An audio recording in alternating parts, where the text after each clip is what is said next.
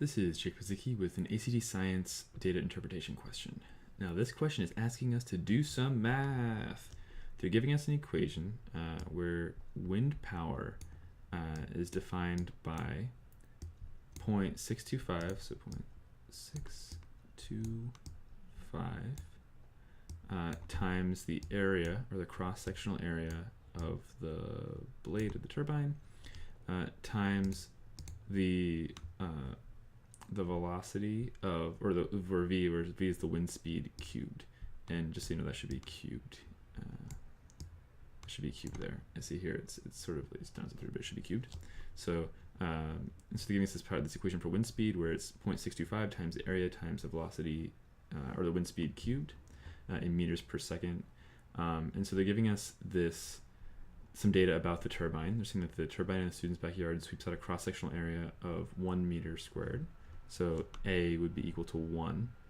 So we can just make that 1. Which of the following which of the following is most likely the power produced by a wind speed of 2 meters per second? So basically what they're saying is, we have this equation, if A is equal to 1, and if V is equal to 2 meters per second,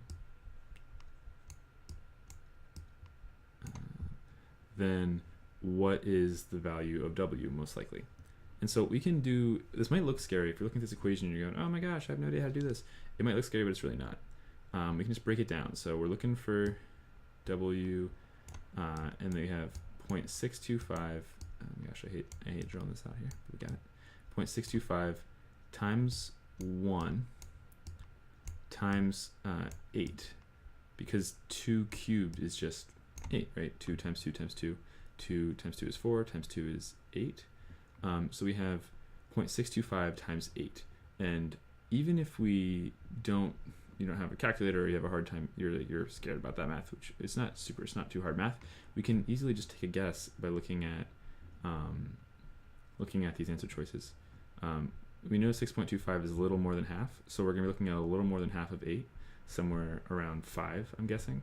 It's not going to be less, it's not going to be 2, because that would be less than half. It would actually be a quarter of 8, around 0.25, so it's not that. 5 seems like a reasonable guess to me, and then 10 would be more than 8, so it would have to be 1 point something times 8, so that can't work.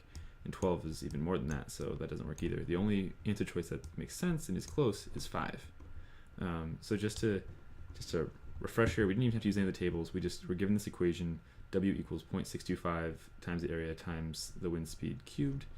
We subbed in 1 meter per second right here, 1 meters per second squared for A, because that's what they gave us. And then they gave us 2 meters per second for V, and so we plugged that in and then just did the math and got the only answer that worked.